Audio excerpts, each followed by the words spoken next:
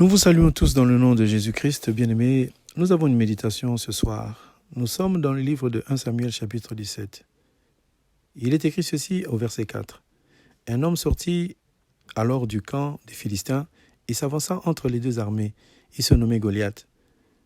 Il était de Gath et il avait une taille de 6 coudées et un impan. Sur sa tête était un casque d'airain et il portait une cuirasse à écailles du poids de 5000 cycles d'airain. Il avait aux jambes une armure d'airain et un javelot d'airain entre les épaules. Le bois de sa lance était comme une ensouple de tisserand et la lance avait 600 cycles de fer. Celui qui portait son bouclier marchait devant lui. Le Philistin s'arrêta et s'adressa aux troupes d'Israël rangées en bataille et leur cria « Pourquoi sortez-vous pour vous ranger en bataille ?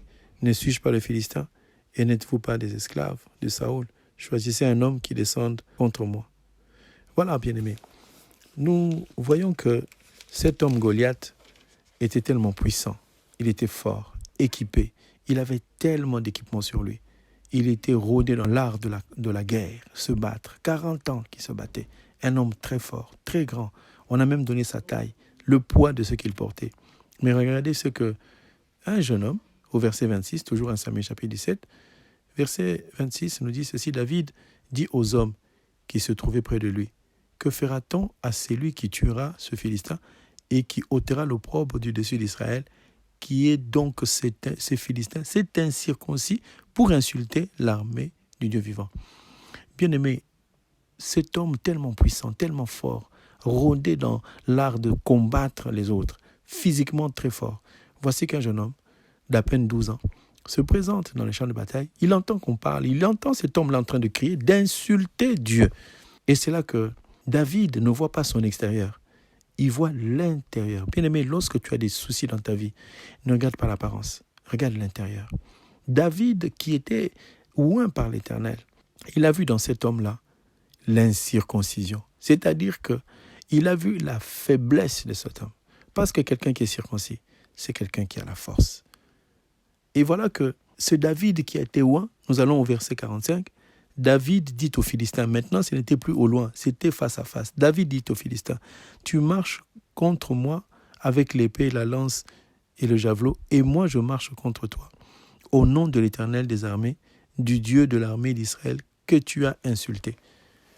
Bien aimé, cette histoire, elle a toujours été utilisée par les hommes du monde, en disant, ça c'est le combat entre David et Goliath.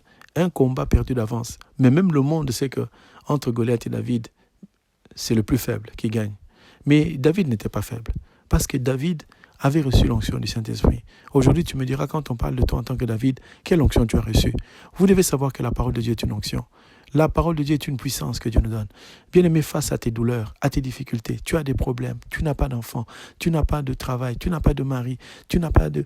Toutes les situations que les hommes peuvent avoir sur terre, tu te dis, mais comment je vais m'en sortir ? Parce que le Goliath que tu vois dans la Bible, ce n'est pas qu'un homme, c'est aussi des situations. Quand quelqu'un n'est pas marié, quand quelqu'un n'a pas d'enfant, stérilité prolongée, chômage prolongé, tu te dis, c'est une montagne. Comment tu peux combattre contre une telle douleur, une telle difficulté ?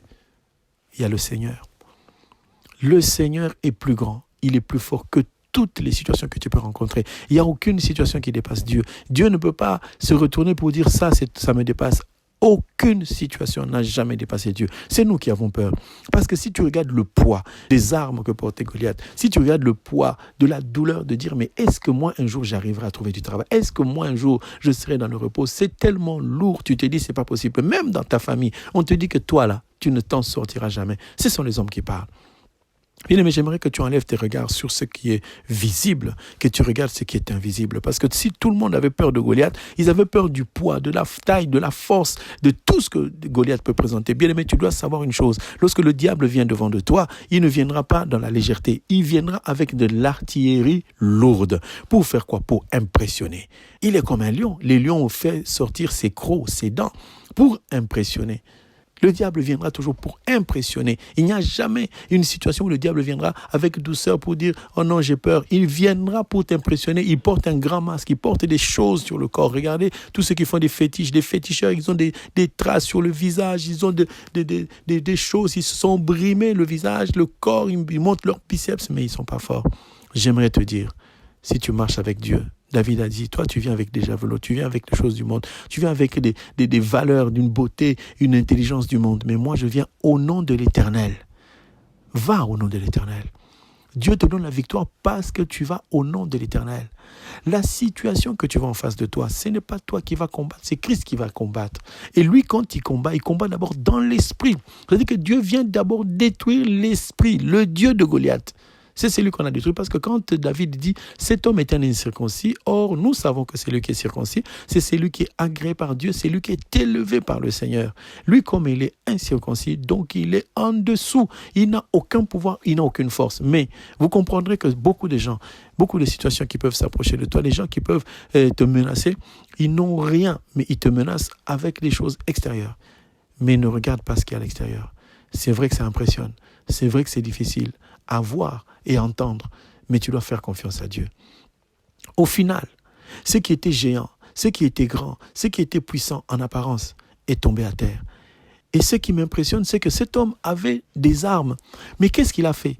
Au lieu de porter toutes ses armes sur lui, il a pris son bouclier, il a donné ça à quelqu'un. Donc le bouclier de Goliath n'était pas entre ses mains à lui, il était à côté de quelqu'un qui le portait. Alors que nous comprenons que le bouclier, c'est Jésus-Christ. Tu ne peux pas donner ta foi à quelqu'un d'autre. Cet homme Goliath a perdu le combat parce qu'il avait pris le bouclier. Il a donné à quelqu'un à côté de lui. Ton bouclier, c'est Jésus-Christ. Même si c'est douloureux, ne triche pas. N'enlève pas le bouclier. Même si c'est difficile, ne tombe pas en impudicité. Même si c'est difficile, ne vole pas. Même si c'est difficile, ne fais pas des mauvaises choses sous prétexte que c'est difficile. Non, garde le bouclier. Si Goliath a perdu le combat, c'est à cause du bouclier qu'il a donné. Parce que quelqu'un portait le bouclier. Or, nous savons que Jésus-Christ, c'est notre bouclier. Mais David, quand il est venu, comme il avait le bouclier, il a eu la victoire. Et il a pris les mêmes armes que l'ennemi est venu avec. Goliath est venu avec l'épée, c'est la même épée qui a détruit, qui a coupé la tête de Goliath. Donc, si l'ennemi vient par des menaces, il vient par des choses, il te met des pièges, c'est les mêmes pièges qui le tueront, c'est les mêmes pièges qui le feront tomber. Alors, bien-aimé, je voudrais t'encourager ce soir à faire confiance à Dieu. Regarde David, il n'avait pas beaucoup, il n'avait rien dans les mains, mais il a gagné le combat. Donc tu gagneras.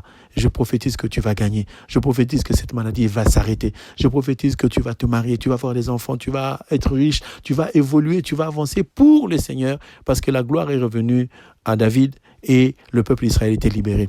Donc quand toi tu seras béni, ta famille sera libérée, tes enfants seront libérés, ta femme sera libérée, ton mari sera libéré et toute l'assemblée sera libérée. Que Dieu vous bénisse. C'est au nom de Jésus-Christ que nous avons ainsi parlé. Amen.